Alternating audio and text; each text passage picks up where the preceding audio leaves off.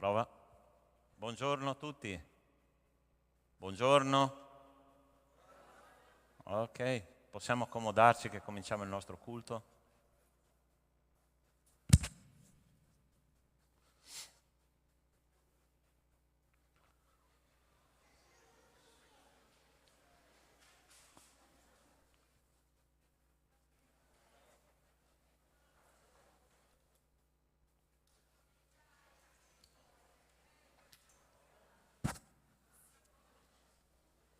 Ok, Jonas, se puoi avvisare di là che cominciamo.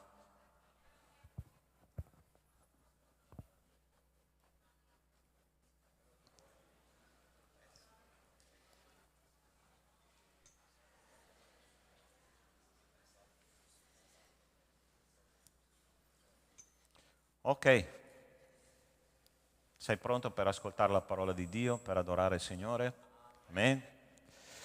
C'è un testo che si trova in Prima Tessalonicesi, capitolo 5, molto breve, è il testo, uno dei testi più brevi della parola di Dio, che usa soltanto due parole, no? E dice pregate sempre, pregate sempre. È uno dei grandi comandamenti che il Signore ci ha dato attraverso l'Apostolo Paolo.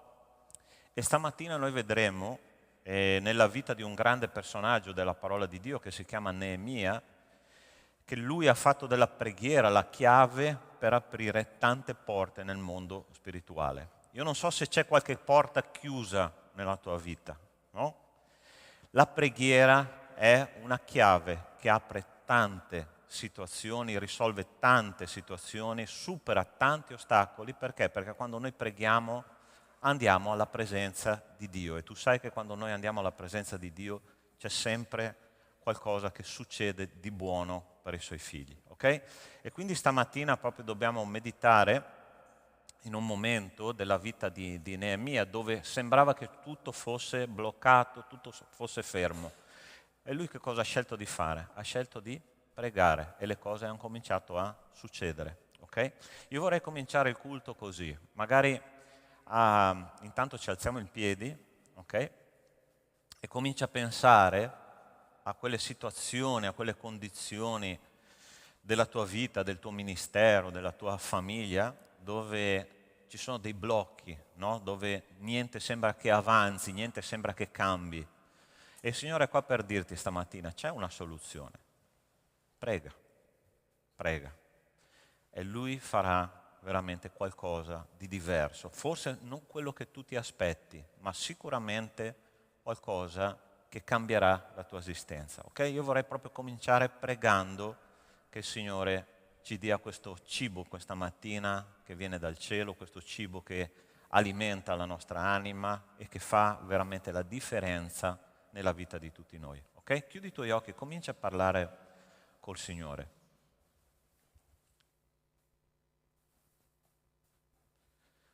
Signore nostro Dio, nostro Padre, io ti ringrazio di essere qua un'altra volta, Signore, perché è qua nella tua presenza che noi risolviamo, Signore, le nostre difficoltà. A volte, Signore, non è esattamente la risposta che noi attendiamo, quella che tu ci dai, ma sicuramente una risposta che cambierà le nostre vite.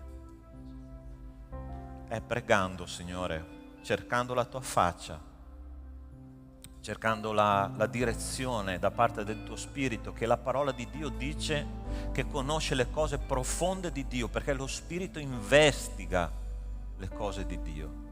Ed è lì, Signore, che noi vogliamo stare, insieme allo Spirito Santo, accompagnati, Signore, in quel mondo invisibile che è il mondo del regno, del tuo regno, dove tutto si muove in modo diverso, dove tutto funziona secondo i tuoi principi, non i nostri. Ma è lì, Signore, che succedono i miracoli.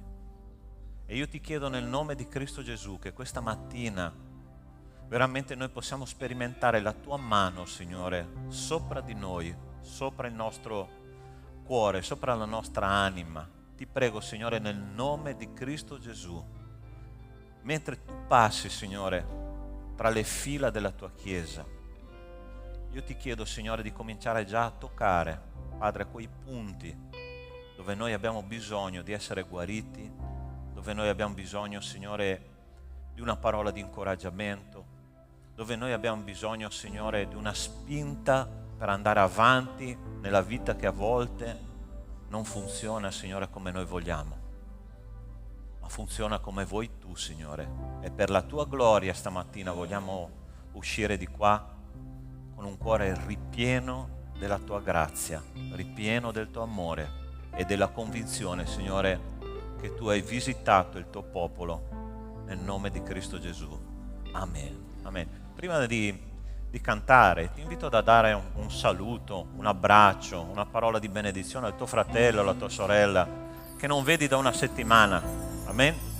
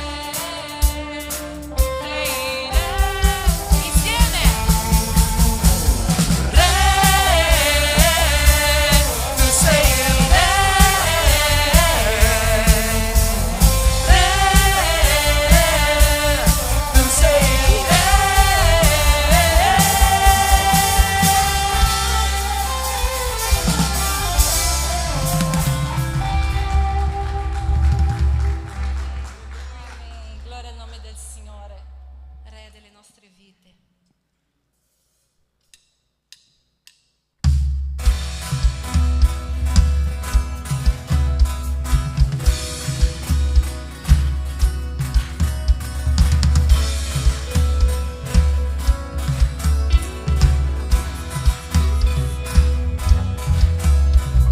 Aprimi gli occhi del cuore, aprimi gli occhi, Signore, voglio vederti, voglio vederti.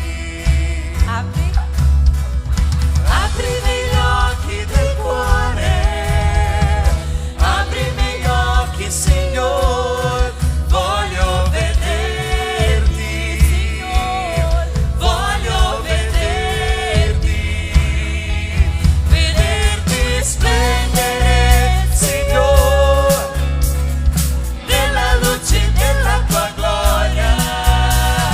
Versa il tuo amore su noi, mentre cantiamo Santo, Santo. Aprimi gli occhi.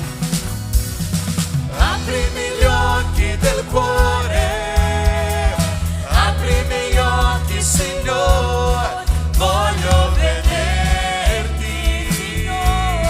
voglio vederti. Aprimi gli occhi. Aprimi gli occhi del cuore, aprimi gli occhi, Signore, voglio vederti, voglio vederti, vederti splendere, Signore, nella luce della tua gloria. Versa il tuo amore su noi, mentre cantiamo Santo, Santo. Vederti splendere, Signore, nella luce della tua gloria. Versa il tuo amore su noi, mentre cantiamo Santo, Santo. Santo, Santo, Santo, Santo, Santo, Santo, Santo, Santo, Santo, voglio vederti. Tu sei il Signore. Santo, Santo, Santo, Santo, Santo, Santo, Santo, Santo, Santo, voglio vederti. Santo sei il Signore.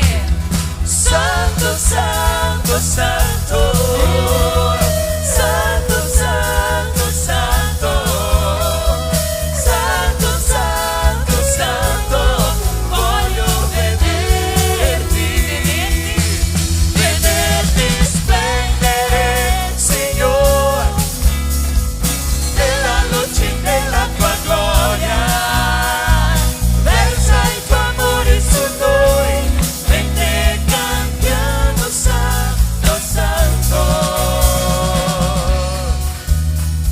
Santo, Santo, Santo, Santo, Santo, Santo, Santo, Santo, Santo, voglio vederti.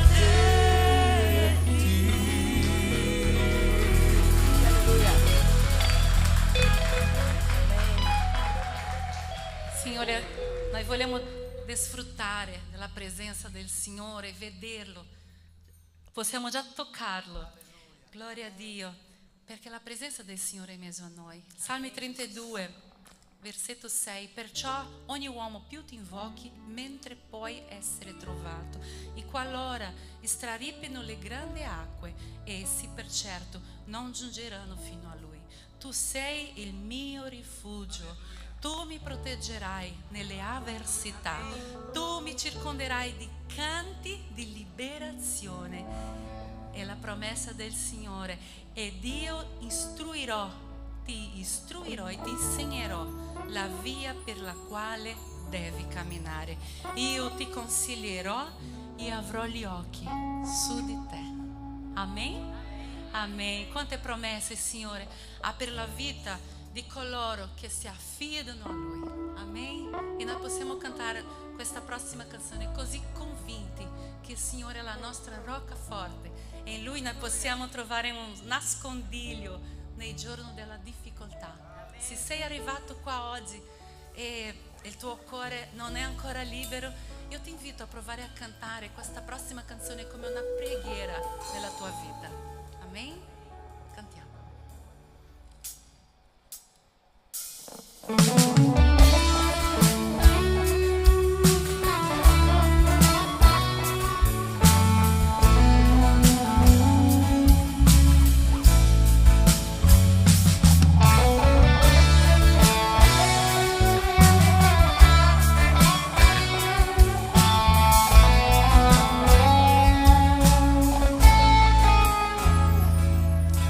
Io ti benedico.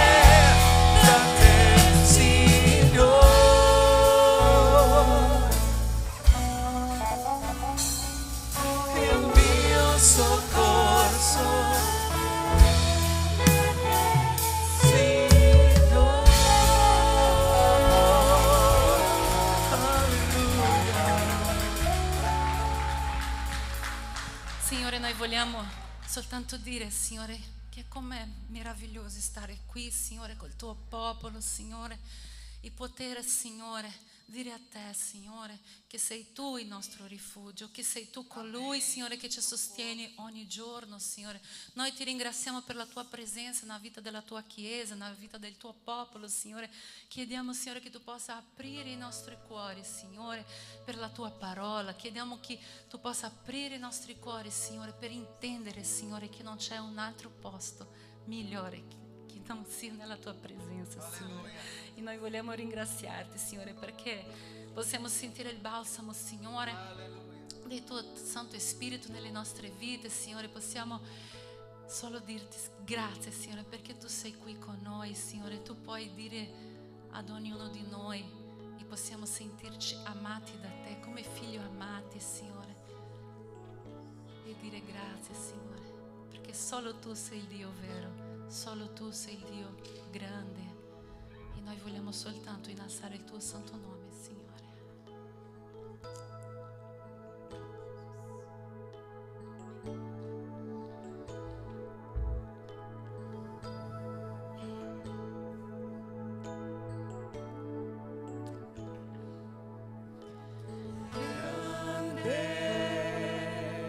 È il Signore delle degno di ogni lode,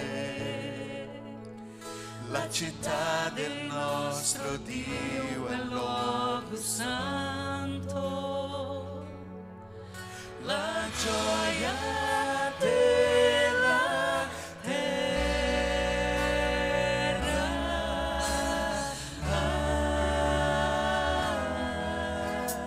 Grande è il Signore, in Lui abbiamo la vittoria, da Lui prendiamo forza per la vita, noi ci prostriamo a Lui.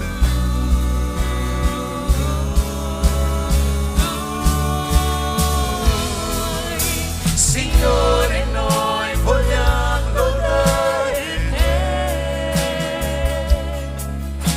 vogliamo ringraziarti per le opere che hai fatto. Noi ora confidiamo nel tuo amore, perché soltanto tu, eterno, regni in terra e cielo, sei re.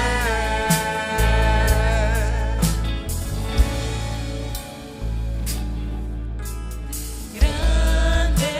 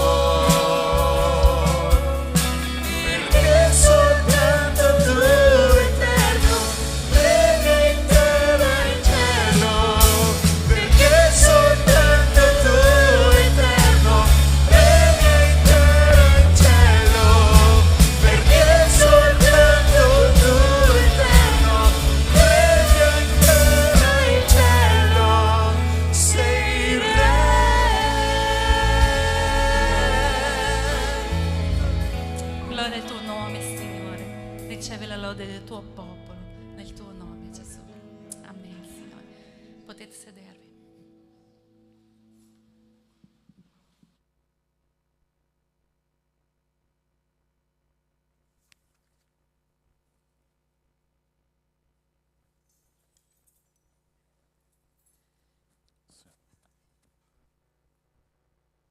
Indietro?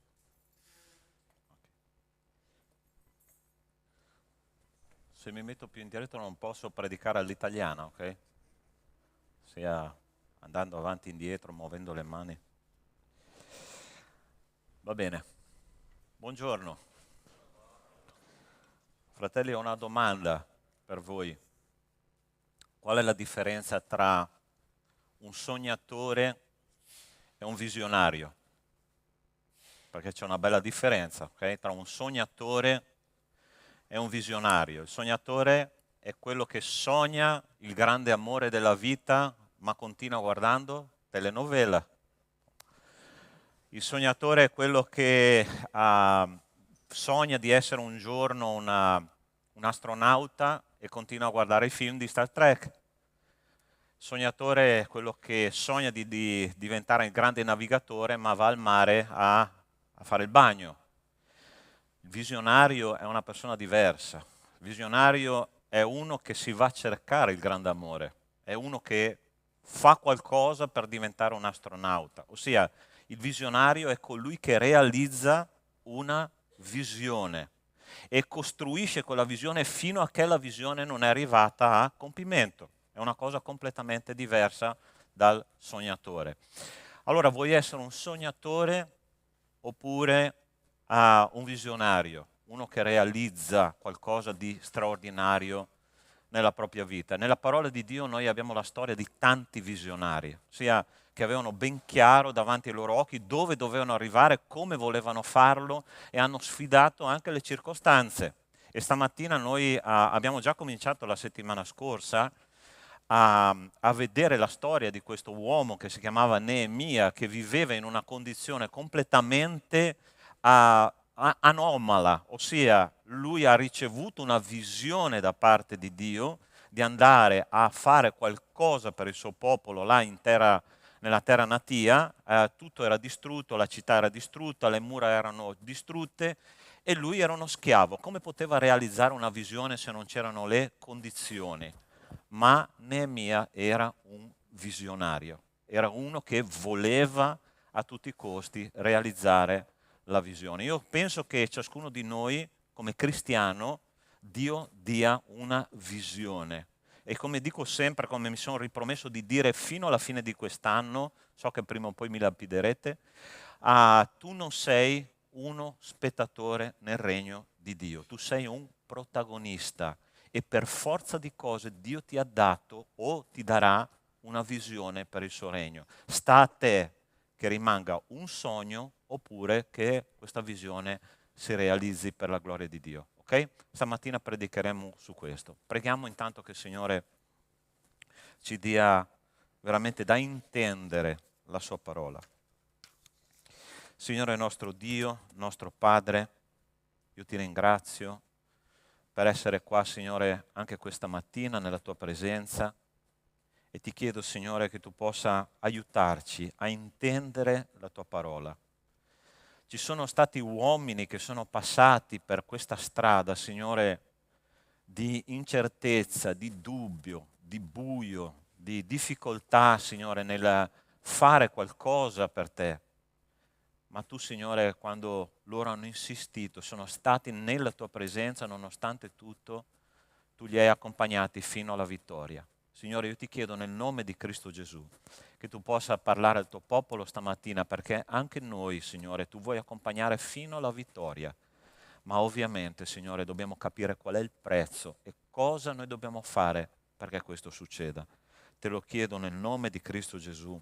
Amen. Allora, la settimana scorsa abbiamo visto come Neemia, Riccardo, se puoi alzarmi proprio un pelo, ok? Un po', che ho poco ritorno.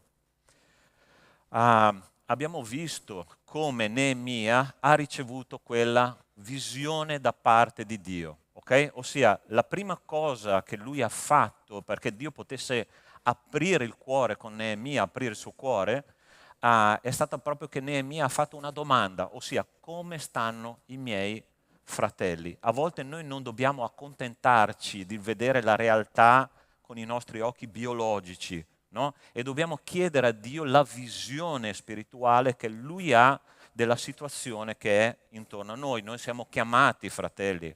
Abbiamo il grande mandato di Matteo capitolo 28 che ci dice che noi dobbiamo andare e fare discepoli tutti i popoli, ok?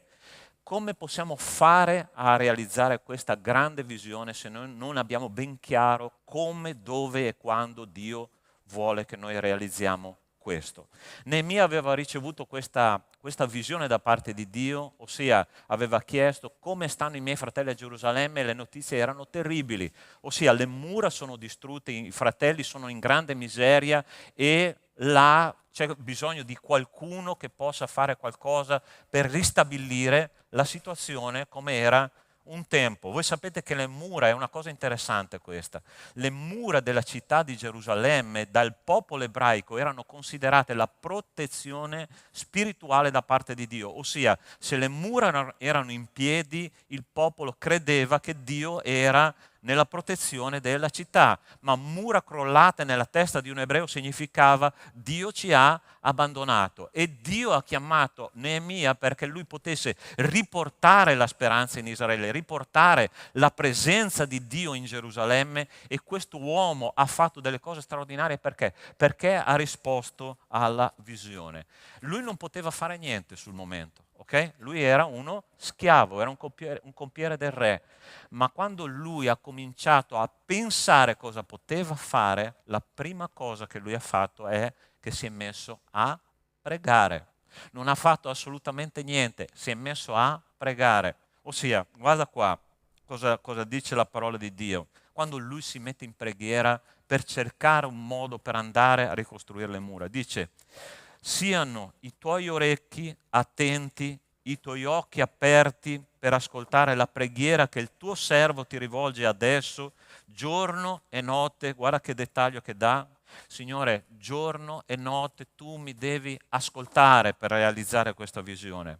Per i figli di Israele, per i tuoi servi, confessando i peccati dei figli di Israele, perché abbiamo peccato contro di te.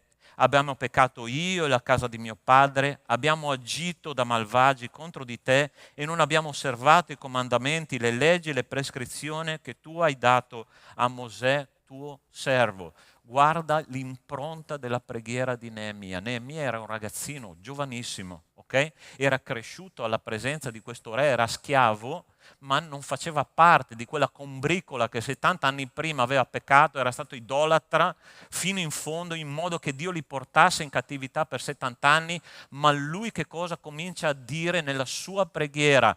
Noi abbiamo peccato. Noi abbiamo peccato, noi abbiamo trasgredito, ossia ci si è messo in mezzo, si è sentito parte del suo popolo, si è sentito parte della realtà, la sua partecipazione alla realtà del suo popolo era talmente forte che lui si sentiva responsabile anche dei peccati che non aveva commesso. Che cosa succede, fratelli, in una chiesa quando qualcuno pecca? Cominciamo a puntare il... Posso dirti una cosa, Dio non ti userà per realizzare la visione se tu non ti identifichi con le persone che hanno dei problemi. Lui ci si è messo in mezzo, ha detto: Signore, noi abbiamo peccato, io faccio parte di questa cosa e forse ho pregato poco, forse mi sono preoccupato poco, forse non mi sono coinvolto tanto, forse non ho servito abbastanza, e quello che è successo è anche responsabilità mia. Fratelli, quando noi ci chiamiamo fuori dalla realtà che ci circonda, Dio non può usarci. Guardi il messaggio di Cristo che si incarna, ok? Tu prova a pensare soltanto a questo. Come Dio ci ha comunicato che Lui ci ama attraverso non soltanto le parole, ma attraverso dei fatti. La prima cosa che Lui ha fatto è sceso sulla terra, si è incarnato, si è fatto uomo e si è fatto uguale, identico a noi. se io non mi voglio sporcare le mani, se io non mi sento uguale a quello che là troviamo là fuori, perché fratelli a volte noi diciamo, ma quei delinquenti che rubano al governo, quei delinquenti che uccidono, quei delinquenti che fanno questo, quei delinquenti che fanno l'altro. Quante volte noi siamo stati delinquenti rubando tempo alla nostra famiglia? Hai mai fatto questo? È un rubare, sì o no? Sì o no? Adesso faccio i fatti miei, non ho voglia di sentire problemi. Ok? Solo questo è rubare. E quando noi capiamo questo principio che noi siamo fatti della stessa pasta di quelli che ci stanno attorno, Dio ci usa in modo potente. Cristo è venuto sulla terra e si è fatto uomo per dire: io ti capisco, io sono come te, sto passando le tue stesse difficoltà, ma io vinco e quindi seguimi. Quando noi comunichiamo questo messaggio al mondo, questo messaggio alle persone, questo messaggio a coloro che non conoscono Cristo, le persone ascoltano perché si sentono amate, si sentono abbracciate. Non importa se la persona è omosessuale, un assassino, un tossicodipendente, non importa. L'importante è che la persona si senta coinvolta col tuo messaggio d'amore in Cristo. Dove era Cristo quando era qua sulla terra?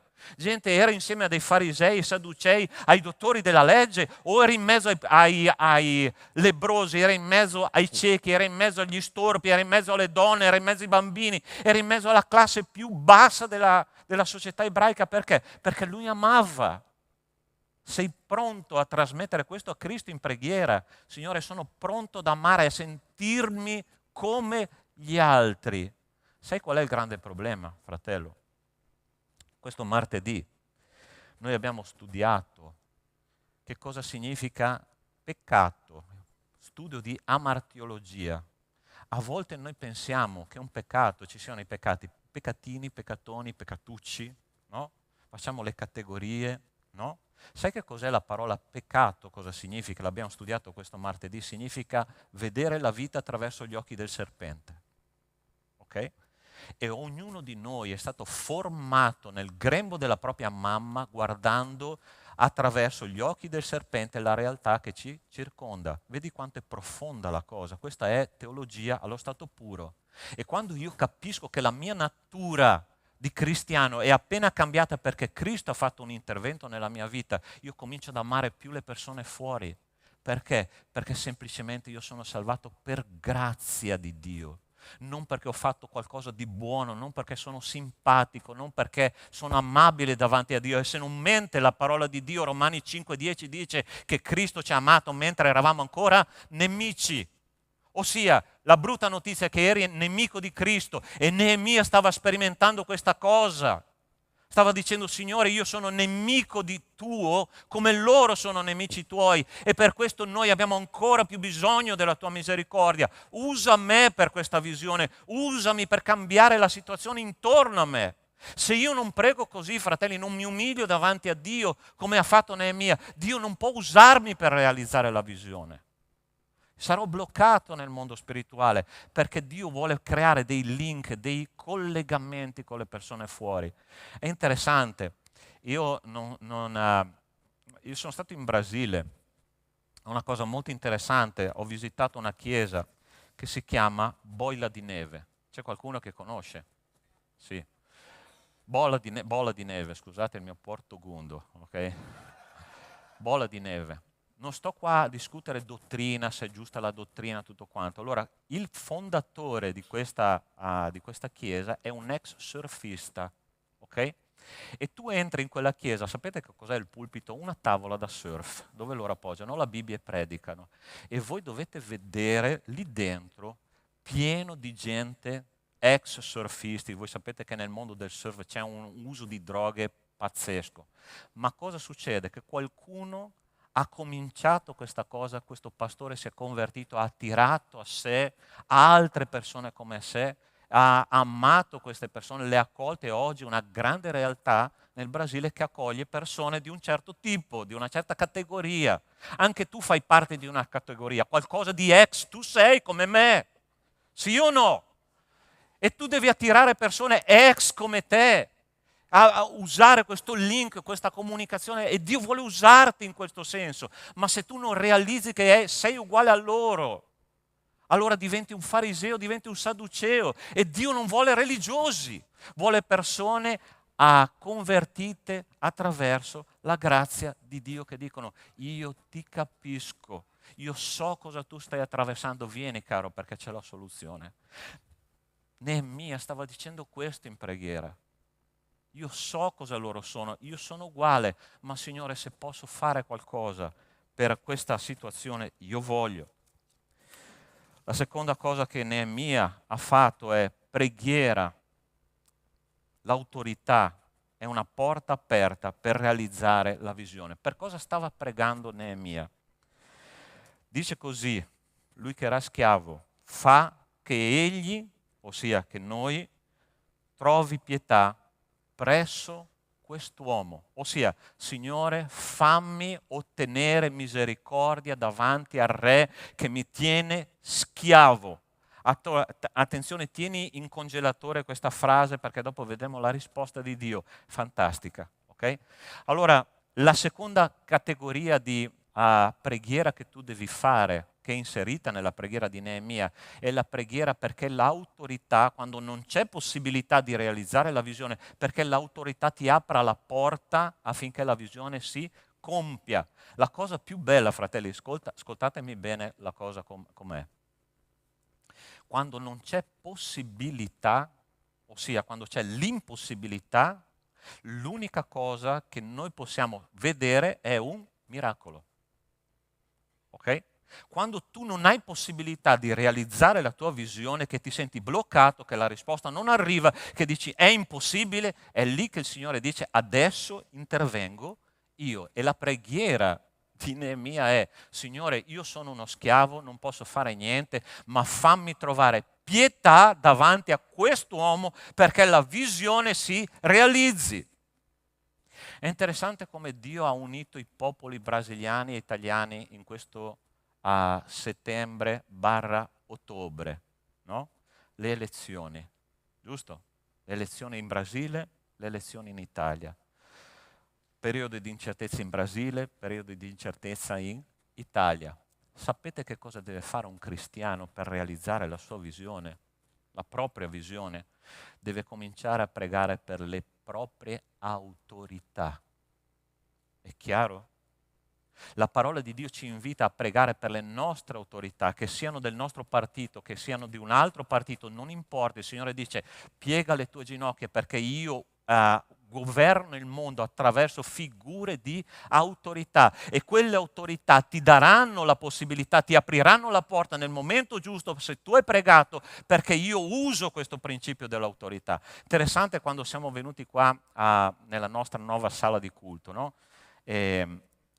Avevamo una grandissima paura che il sindaco ci dicesse: no, voi non venite qua, perché voi sapete che il sindaco è responsabile del territorio. Ma io mi ricordo benissimo i dubbi che abbiamo avuto, Pastore Caio, io, insomma insieme abbiamo detto: chissà se ci accolgono, perché una comunità, se aprono la comunità a noi, se aprono un capannone a noi, dovranno aprire per i musulmani, dovranno aprire per questo, dovranno aprire per l'altro. Insomma, il sindaco non era molto predisposto in quel tempo. Cosa abbiamo fatto? Abbiamo pregato per l'autorità del comune di Villorba. E mi ricordo quando siamo entrati in questa sala dove lui era riunito, abbiamo preso appuntamento, abbiamo aperto la porta, fratelli, è stato impressionante, ok?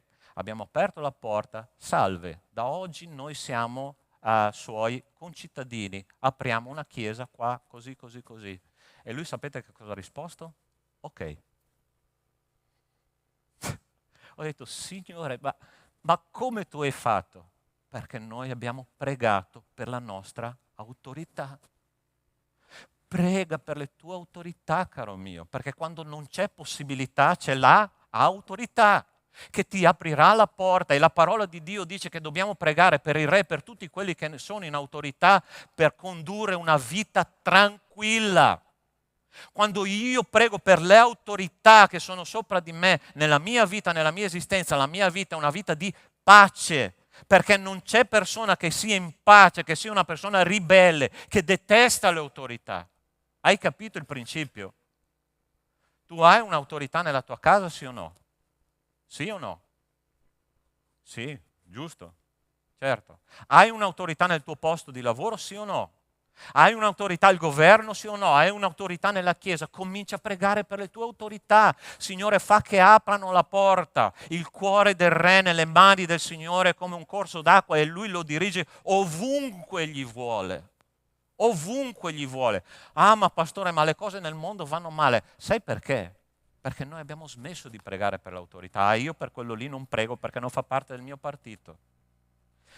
Io concordo con un pastore che io amo tantissimo, che si chiama Claudio Duarte, un pastore brasiliano, e lui fa conferenze sulla famiglia, e lui ha detto, qualsiasi governo verrà eletto, Dio mi troverà in ginocchio ogni mattina a pregare per colui che sarà eletto. Quando noi facciamo così, fratelli, noi possiamo andare dalle nostre autorità e sai che cosa ci sarà? Una porta aperta.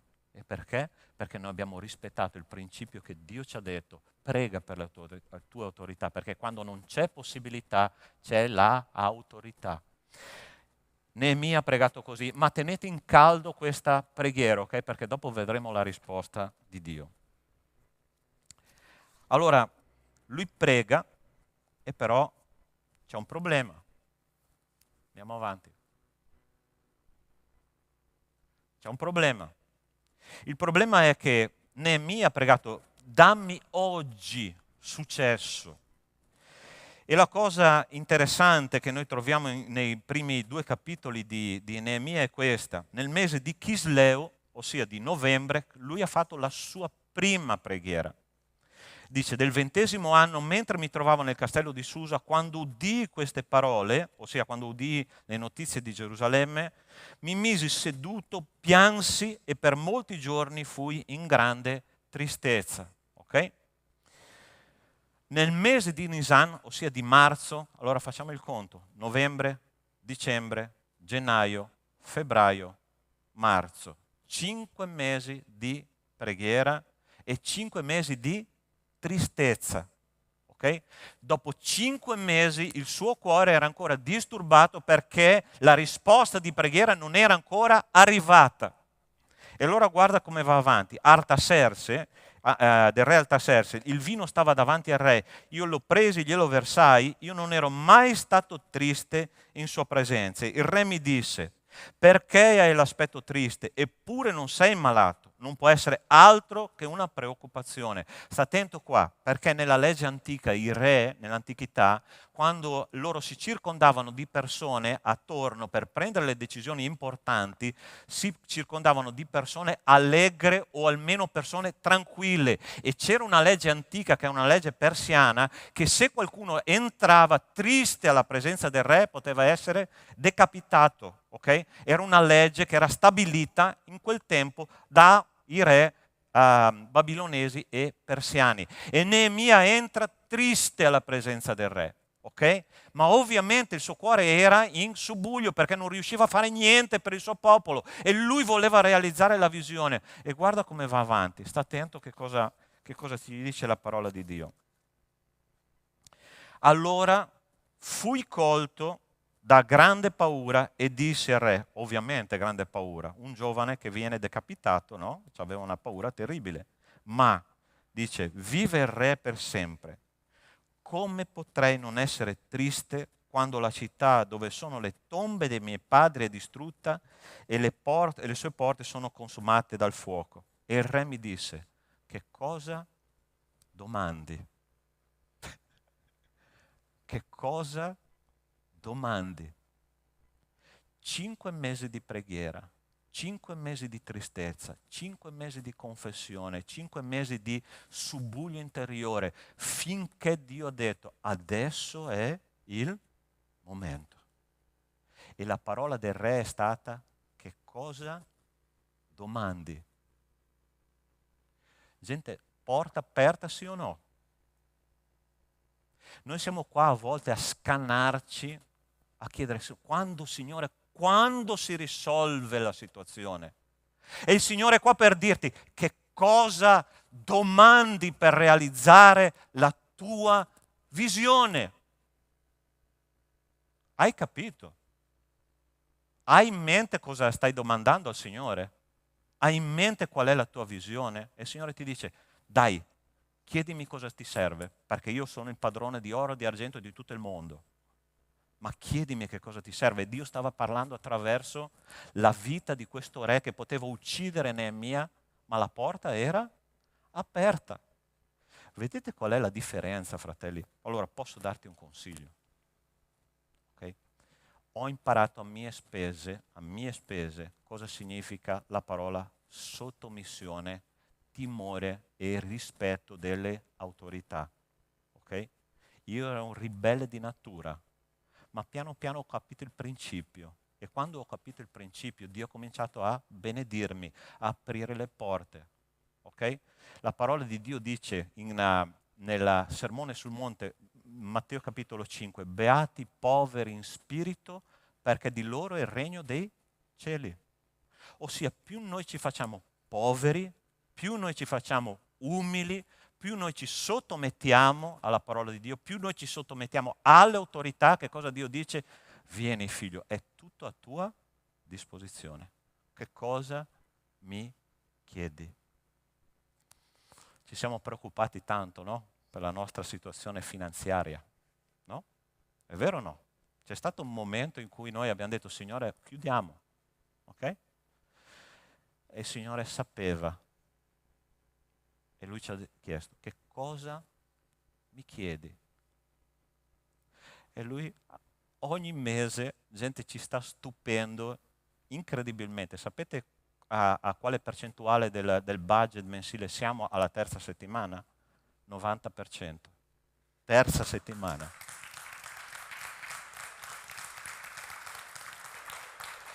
Ossia, Dio ha aperto la porta, sì o no?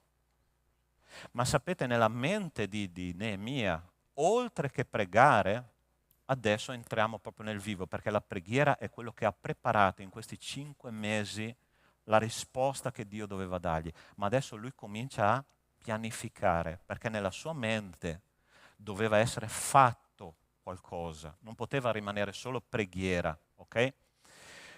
Chi è che conosce la storia dei 2 contadini? Forse qualcuno l'ha letta sulla pastorale di questa domenica, no? 2 contadini a un certo punto della loro vita comincia ad arrivare un periodo di siccità terribile. I loro campi completamente bruciati dal sole e dal calore. E uno dei 2 contadini a un certo punto molla e va in un altro paese e va a fare un altro lavoro. Ma il contadino che rimane lì dice, no, io il mio Dio lo conosco, io posso fare 2 cose. Primo, a un certo punto io so che Dio ci ridarà l'abbondanza. Avverrà un tempo in cui ci ridarà l'abbondanza, ma mentre io vedo ancora siccità, che cosa farò? Preparerò i miei operai, preparerò i semi nel mio granaio e preparerò tutti i miei attrezzi, perché fra poco Dio ci ridarà tutto quello che ci aveva tolto in passato, perché tu sai che Dio a volte toglie e Dio poi ridà. Ma mentre lui aspettava che la visione si compisse, lui si stava preparando, ok? Preparando. Stai preparando. Chi è che sta cercando marito e moglie qua? Stai preparando la tua vita perché arrivi questo uomo e questa donna che è il sogno della tua vita. Stai preparando il tuo conticino in banca, stai mettendo qualche soldino là nel conto in banca per comprare le lenzuola. Stai preparando? Ah, sì, ma continua a piangere. Continua a piangere. Fratelli, no, sembra una sciocchezza, ma quando il Signore, ascoltate bene, perché questa è un'esperienza personale mia, no? Quando io mi sono convertito nell'anno 91, ok? E subito, ma per me è stato chiarissimo, ok? Che Dio mi aveva dato una chiamata al ministero a tempo integrale. Sapete quando si è realizzata questa chiamata? Si è realizzata nel 2009, ossia praticamente quasi 20 anni dopo. Poi ho fatto un periodo di pastore a tempo interinale. Poi finalmente nel 2014 sono diventato pastore a tempo pieno. Quindi dal 91 al 2014 fate voi i conti quanti anni sono. E tante volte io avevo il mio lavoro secolare, no? E dicevo, Signore, ma quanto durerà questo? Ancora? Ma tu mi hai detto questo, ma per favore, ma fai qualcosa. Sapete però che cosa Dio mi ha detto? Preparati, studia, vai avanti, conosci, leggi libri, prega, ascolta consigli da parte di pastori esperti. E sai perché? Perché io prima o poi realizzerò la mia visione per la tua vita. Se io non mi preparo, io resto un sognatore e non un visionario. Io voglio essere un visionario fino alla fine della mia vita. Io voglio allargare. Ti ricordi la preghiera di Jabes? Qual è stata? È fantastica questa preghiera. Dice, benedicimi Signore, allarga i miei confini e sia la tua mano sopra di me in modo che io non debba soffrire. Benedicimi Signore, allarga i miei confini. Il mio ministero non può fermarsi in questa scatola. Il mio ministero deve sempre di più allargarsi, perché è così che fa il Signore. Quando io comincio a far bene un quadratino, il Signore mi dà un quadratone da fare. Non sei limitato alla Chiesa Battista Agape di Treviso. Okay? C'è Treviso, c'è Conegliano, c'è Belluno, c'è Padova e ci sono altre chiese da fondare. Non possiamo fissarci in queste 4 mura, fratelli, perché il Signore ci ha mandato più in là a essere testimoni in tutto il mondo. Ma se noi non abbiamo questa visione, se noi non ci prepariamo, e ci dobbiamo preparare, fratelli, perché il Signore farà grandi cose attraverso questa chiesa. Sapete quale sarà la visione per il 2023 in poi? Chiesa dovrà fondare un'altra chiesa, questo ve lo anticipo, ok? Chiesa dovrà fondare un'altra chiesa, gruppo dovrà fondare un altro gruppo, credente dovrà formare un altro credente, pastore dovrà formare un altro pastore, perché più ci moltiplichiamo, più il Signore ci userà per la sua gloria. È questo che è la moltiplicazione dei pani e dei pesci oggi, nel 2022, ok? E Neemia si stava preparando, che guarda che cosa dice, andiamo avanti lì. Cosa chiede lui al re? Quindi che cosa domandi? Se ti sembra giusto e il tuo servo ha incontrato il suo favore, mandami in Giudea, nella città dove sono le tombe dei miei padri, perché io la ricostruisca. Signore, usa me per questa visione. No, Signore, ma guarda, io qua sto comodo, cioè ti passo il vino, guarda, sono un bravo ragazzo, sono sorridente, solo oggi sono un po' triste, manda qualcun altro. No, Signore, manda me. Ti ho mai raccontato quell'episodio? Io mi ero appena convertito.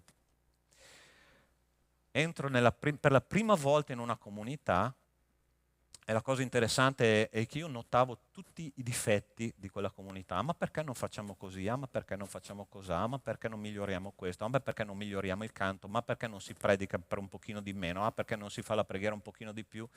E c'era questo anziano della chiesa che tutte le settimane dicevo le stesse cose, no? E lui mi guardava, mi guardava, mi guardava, mi guardava. E a un certo punto, qualche mese dopo, mi guarda in un modo completamente diverso e mi dice una cosa che mi ha segnato profondamente per tutto il resto della mia vita cristiana. Mi ha detto, ma se tu vedi queste necessità, perché non lo fai tu? Quando io noto una mancanza, chi Dio sta chiamando a fare quello? Io. Neemia aveva capito questo principio e il Signore gli ha detto, Signore, manda me là, perché io ho aperto gli occhi, tu mi hai aperto gli occhi, Signore, su questa esigenza e io voglio collaborare con il tuo piano. Ma questo lo farà il pastore, ma questo lo farà il ministro di lode, ma questo lo farà. No, Dio sta chiamando te a essere un protagonista del suo regno. Manda me, Signore. Il grande problema è che oggi noi non possiamo più essere spettatori, dobbiamo essere protagonisti. E come Neemia ha detto, manda me, Signore, fa che io possa fare qualcosa. Pastore, io sono troppo vecchio, dobbiamo investire sui giovani. È vero, dobbiamo investire sui giovani. Sai a quanti anni è stato chiamato Mosè al ministero? A 80. Sai a quanti anni è stato chiamato Abramo al ministero? 75. Allora tu che sei vecchietto, non dire sono troppo vecchio e neanche dire sono troppo giovane, perché Dio ti vuole usare vecchio, giovane, in qualsiasi età tu sia, ma con un cuore aperto e disposto a fare la sua volontà. Dio vuole una squadra vincente che pensi da vincenti. Quando io comincio a dire sono troppo stanco, sono troppo vecchio, sono troppo giovane, sono troppo cosa? Tu sei la persona adatta per fare quello perché Dio ti ha chiamato a fare quello. Tu non sei il problema, sei la soluzione. La soluzione che Dio vuole usare per questo popolo che non conosce la parola di Dio. Ma io devo aprire il cuore e dire: Signore, manda me per fare questo. Manda me. Che preghiera straordinaria che ha fatto Neemia. Mi si diano delle lettere per i governatori d'oltre il fiume affinché mi lasciano passare ed entrare in Giuda, e una lettera per Asaf, guardiano del parco del re, affinché mi dia del legname per costruire della fortezza annessa al tempio, per le mura della città e per la casa che abiterò. Il re mi diede le lettere perché la benefica mano del mio Dio era su di me. Ossia, lui aveva già pronto nella sua testa tutto il programma, parte legale, parte amministrativa, parte pratica, dammi del legnale, dammi delle lettere per passare. Aveva già tutto chiaro in testa, aveva pianificato bene, sì o no? Aveva pianificato bene, sì o no? Sì. Rubens, vuoi entrare a tempo pieno nel ministero? Pianifica le tue cose, perché Dio vuole usarti, ok? Ma devi avere tutto pronto. Quando tu arriverai, tutto pronto. Pianificare, lo sguardo fisso. Attenzione qua, è l'ultimo punto, ok? Pianificare lo sguardo fisso sulla visione che va oltre le macerie. Perché Neemia non aveva un compito semplice, ossia quando lui è arrivato là a Gerusalemme aveva un compito complicato, ma molto complicato. Non solo c'erano le mura crollate, ma c'era anche opposizione spirituale. A volte noi pensiamo che Dio ci chiami a realizzare una visione con un tappeto rosso, ma ragazzi, ministero è una guerra continua. E se noi non abbiamo lo sguardo fisso oltre le macerie che ci sono visivamente parlando davanti a noi non realizzeremo mai la visione. Guarda che cosa succede. Così giunsi a Gerusalemme e trascorsi 3 giorni. Quindi lui ha cercato prima che cosa in questi 3 giorni? Non solo il riposo, ma la presenza di Dio.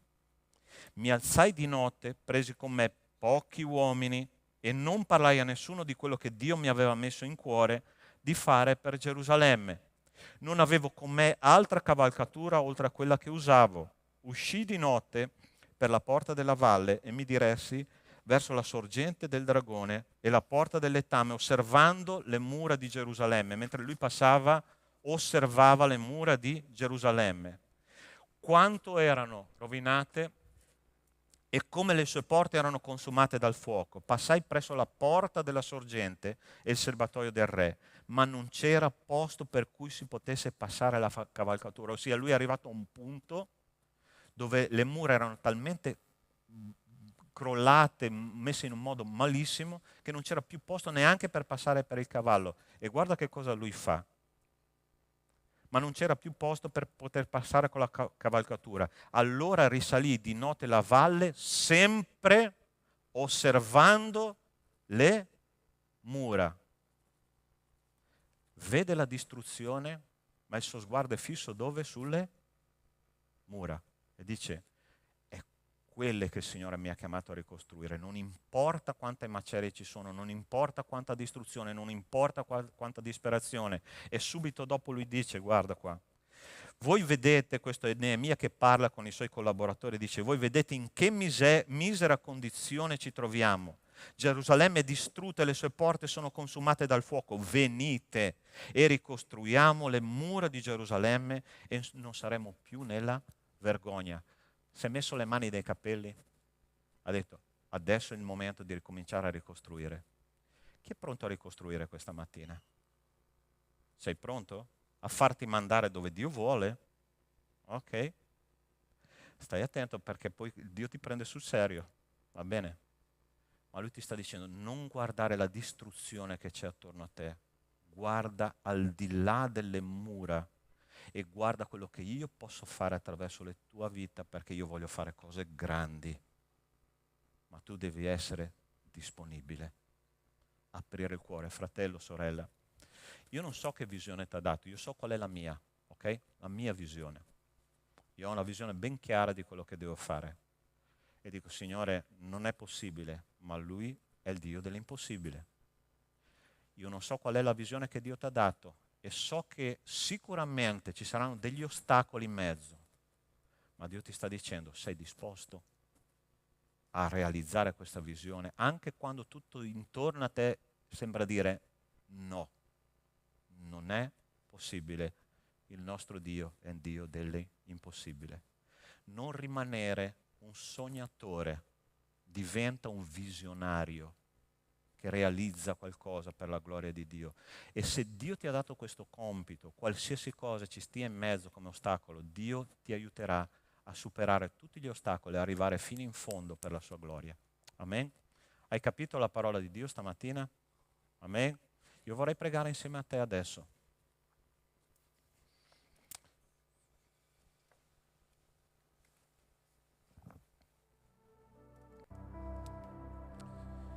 E mentre noi preghiamo, pensa a quello che Dio vuole da te. Forse veramente tu hai detto per un lungo periodo, Signore, quante macerie ci sono, che disperazione, che tristezza, che situazione.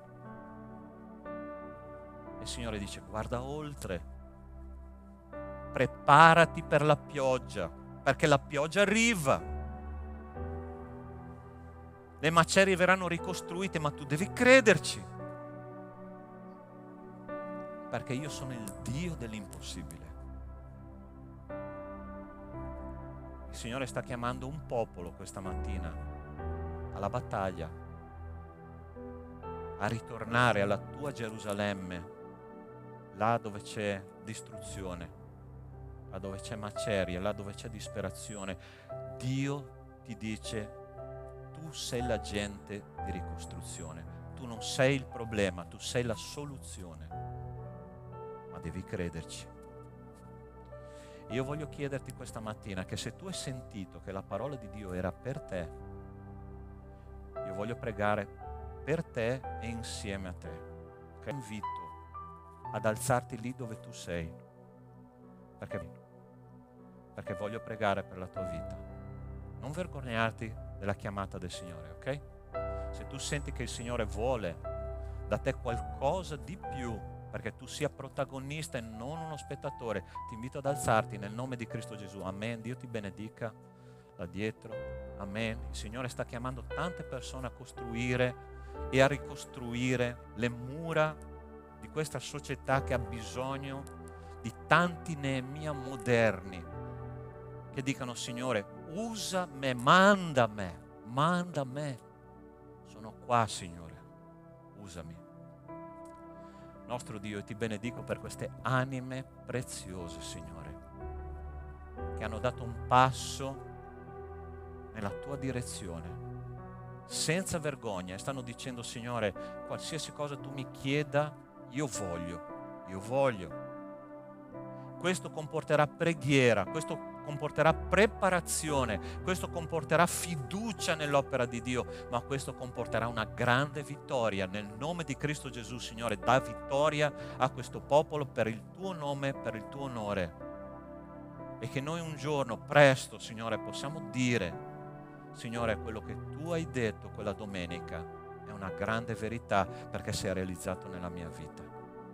Grazie, Signore.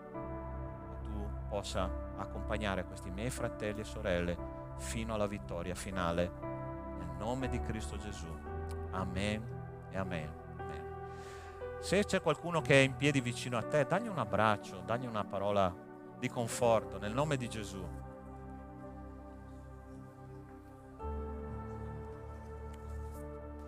Invito il gruppo di lode intanto.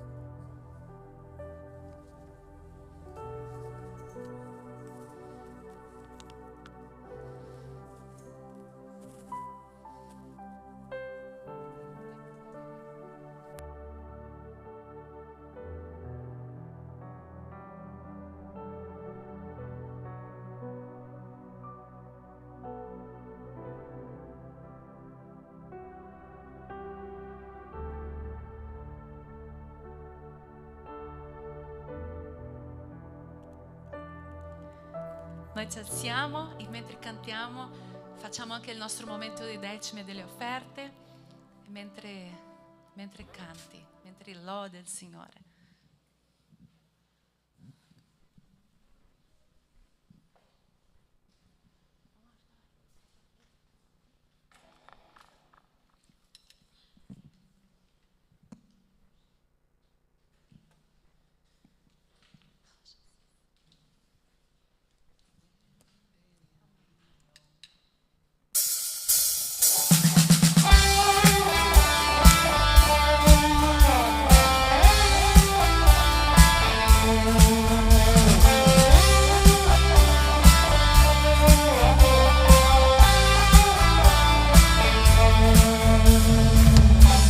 La stella del mattino, al re del Signore,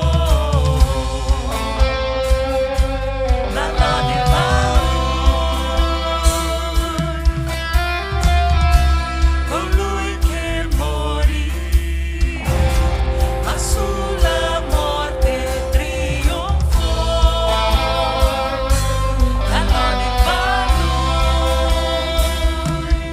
Gesù, tu sei il Re, regna nei nostri cuori, tu hai il regno ed il potere per sempre. Amen. La tua chiesa canta a te, alza la voce per dichiarare un sol popolo a proclamare, cantando più forte, Re, tu sei il Re,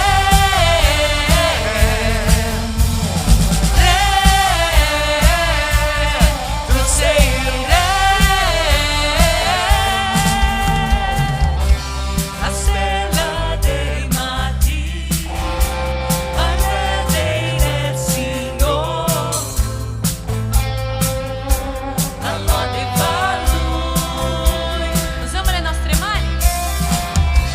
colui che morì, ma sulla morte trionfò, la lode va a lui. Gesù, tu sei il Re, regna nei nostri cuori, tu hai il regno ed il potere per sempre.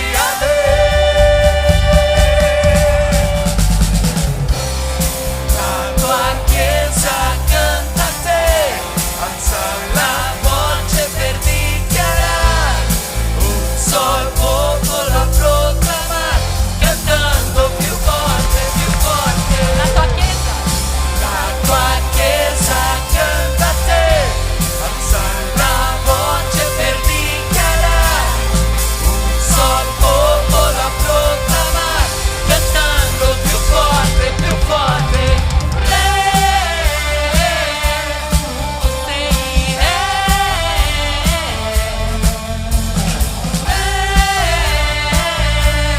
tu sei il Re,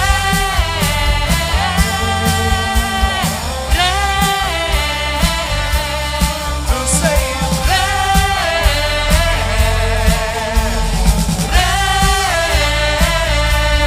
tu sei il Re.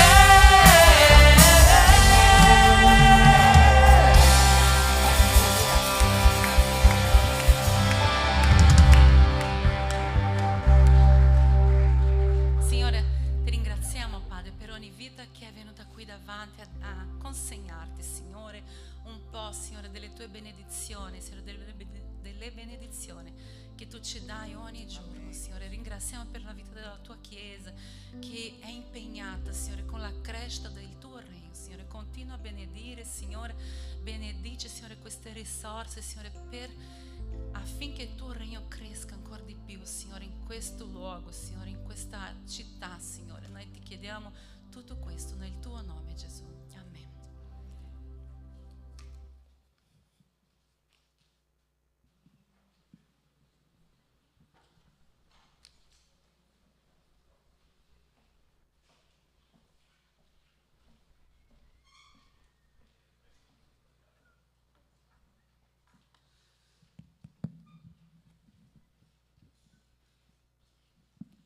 Se sono qui vuol dire che c'è profumo di campeggio. Ok, allora stiamo organizzando per i nostri ragazzi il winter camp, quindi il campeggio di settembre, si mette i moboot e la giacca a vento e andremo via subito dopo Natale, quindi dal 27 al 30 dicembre. Siamo di nuovo nella struttura di Santa Giustina, dove siamo stati anche a settembre, e penso che questo sia un'occasione bellissima, sia per i ragazzi di ritornare in un posto dove hanno vissuto delle belle esperienze, dove hanno veramente potuto sperimentare qualcosa di speciale alla presenza del Signore, ma anche per creare un ponte, no? Un legame con una comunità che ci ha ospitato e ci ha dimostrato veramente una splendida accoglienza. E niente, le iscrizioni sono aperte, è importante parlare con me, darmi il nominativo, poi io vi darò tutti i dati per fare l'iscrizione in modo ufficiale e io spero che possiate venire, possiate esserci, abbiate questo desiderio, perché sono sicura che il Signore ha ancora tanto pronto per noi lì. E portiamo avanti un discorso che abbiamo con Lui e che ha ancora bisogno di essere coltivato. Altra cosa, il giovedì pomeriggio facciamo le classi di studio assistito, quindi se siete alle medie o se siete alle superiori e avete bisogno di recuperare qualche insufficienza, adesso arrivano al periodo dei primi voti, primi risultati, o se avete bisogno di impostare un metodo di studio o c'è qualche lacuna, qualche difficoltà, potete venire con noi e cerchiamo di sistemare queste cose che vanno un po' riprese in mano. Altra cosa, il martedì mattina dalle 9:30 alle 10:30 facciamo la classe di italiano per stranieri, quindi se devi preparare l'esame per la cittadinanza, sei arrivato da poco dall'estero, vuoi conoscere meglio la lingua e la cultura italiana, vieni con noi, che è una classe mista, quindi non importa il livello, se un po' parli, se non parli per niente, poi cercheremo di fare un bel lavoro lo stesso tutti insieme.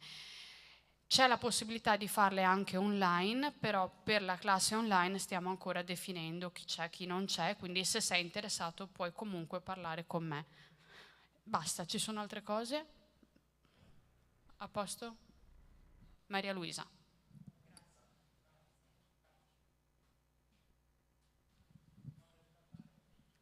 Allora, ecco, i figli sono un dono che viene dal Signore. Questo invito è rivolto alle donne. Il 29, prossimo sabato, dalle 15 alle 19, facciamo un baby shower.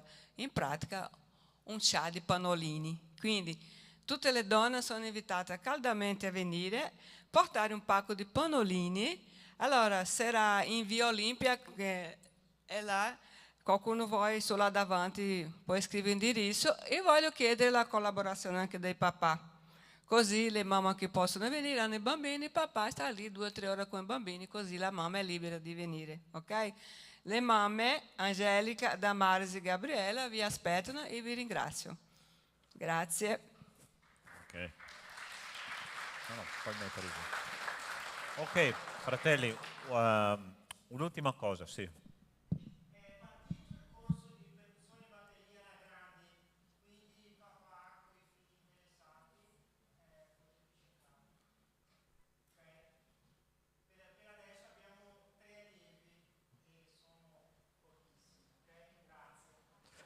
Ok, non so se avete visto, da stamattina c'è in funzione il nostro bar caffetteria, ok?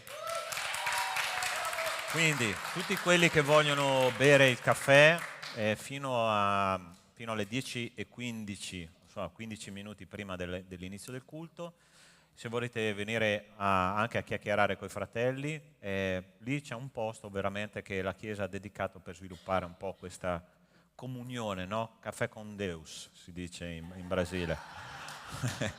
Ok? Quindi, no, è un momento interessante, no? Perché generalmente noi entriamo qua, facciamo 2 chiacchiere e poi via subito nel culto. Ma io credo personalmente, questa è una mia convinzione personale, che la comunione fraterna qua è l'inizio Tutto il resto veramente è fuori, che noi dobbiamo sviluppare comunione fraterna, ok? E quindi questo sarà un momento importante per vivere un po' più di tempo nella Chiesa. Ci stiamo veramente allargando, perché il sabato, voi non so se avete visto, ieri sera c'erano quasi 60 giovani anche ieri, quindi qua è stata una bellissima situazione, ok? Quindi partecipate, coffee shop, partecipate al culto dei giovani al sabato. No, coffee shop, ho detto coffee shop, no, per carità. Vedi cosa vuol dire non darmi ferie? Io do i numeri dopo. No, al nostro bar, no? Per bere un caffè, e penso che sia tutto. Corso di teologia. Abbiamo fatto questo martedì qua a Treviso, ok? Il prossimo martedì, ossia il prossimo, questo qua fra 2 giorni, sarà a Conegliano, quindi ritorneremo fra 2 martedì qua a Treviso. Pastore, io non ho partecipato fino adesso, posso entrare a far parte? Puoi, non c'è nessun problema, ogni studio è autoconclusivo.